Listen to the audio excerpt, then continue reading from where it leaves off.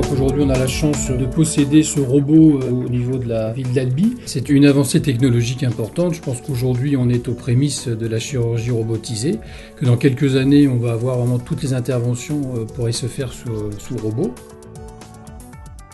Je suis urologue à Albi depuis 21 ans et je viens donc du CHU de Lille. J'ai une spécialisation de celluliochirurgie, d'andrologie également, et puis là je suis en train de repasser un diplôme d'onco-urologie.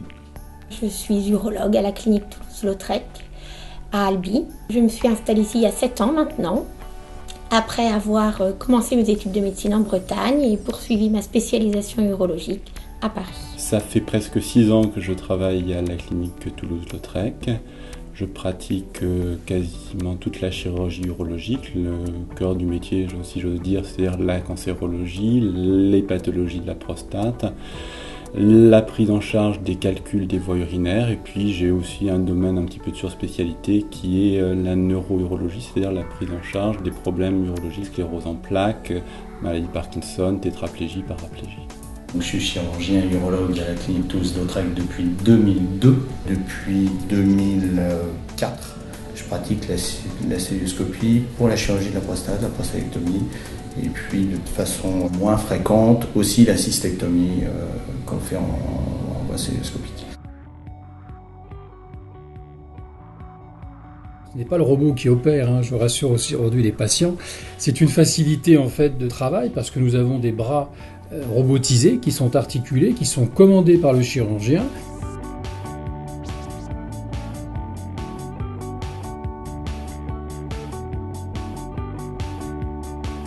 Le robot n'est qu'un instrument pour le chirurgien, mais ce robot est un instrument beaucoup plus précis que les instruments qu'on avait jusque-là.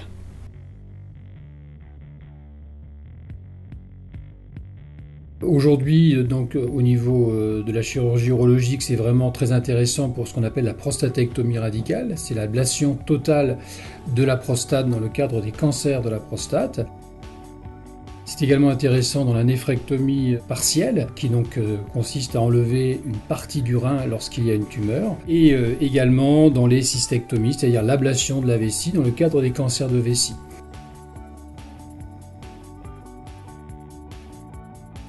Les outils qui sont disponibles pour opérer sont le fruit d'une technologie impressionnante avec des possibilités de mouvement qui sont même supérieures à celles du poignet humain. Quand notre main fait des mouvements de rotation, de pronosupination, à un moment on est bloqué, vous voyez, on ne peut pas aller au-delà, on est vraiment très inconfortable. Et bien en chirurgie robotique, le robot va effectuer ces mouvements-là sans aucun effort, c'est simplement nos doigts qui vont bouger et on va pouvoir aller vraiment chercher très très loin d'un côté ou de l'autre.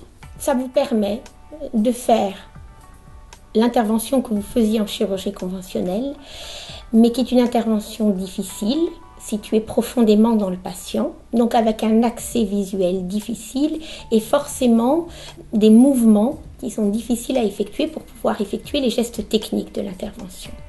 Avec le robot, vous êtes au plus près du site opératoire, l'image est grossie de façon importante, c'est-à-dire quelque chose qui mesure 1 cm et qui est situé à 50 cm de votre visage habituellement. Là, ça prend toute la hauteur d'un écran de télévision. L'avantage, c'est que le chirurgien est en position assise, donc dans une position ergonomique très intéressante. Donc il y a effectivement l'assistante qui est au contact du malade, habillé de façon stérile, le chirurgien qui est lui assis confortablement à sa console, qui n'est pas habillé en stérile, puisqu'il n'est plus au contact du patient, mais il reste tout à côté si jamais il y avait un problème, il a la possibilité de très rapidement faire les gestes nécessaires. Et puis après, bien entendu, il y a l'équipe d'anesthésie et puis du personnel dans la salle d'opération qui va veiller à ce que tout se passe bien.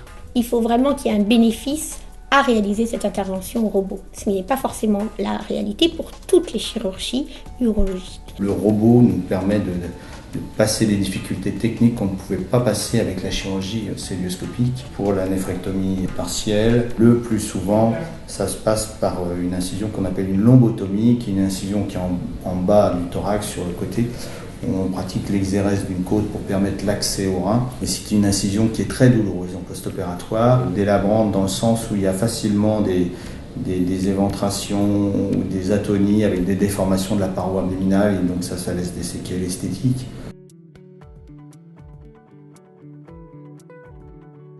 La différence par rapport à la chirurgie ouverte, mais ça n'est pas propre au robot, c'est effectivement le fait de faire une chirurgie par de petites incisions, ce qui permet de diminuer la douleur post-opératoire, d'avoir un retour plus précoce à une activité normale pour le patient. Il y a des ouvertures beaucoup moins importantes, il y a des douleurs moins importantes, donc on sait aujourd'hui que la douleur est aussi un critère important. Parfois le malade ne se souvient en fait après l'intervention que des douleurs post-opératoires.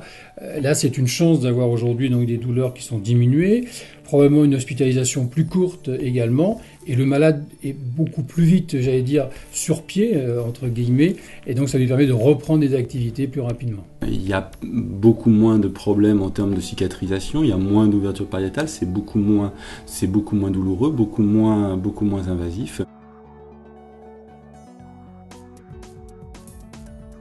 C'est une chirurgie qui va devenir courante.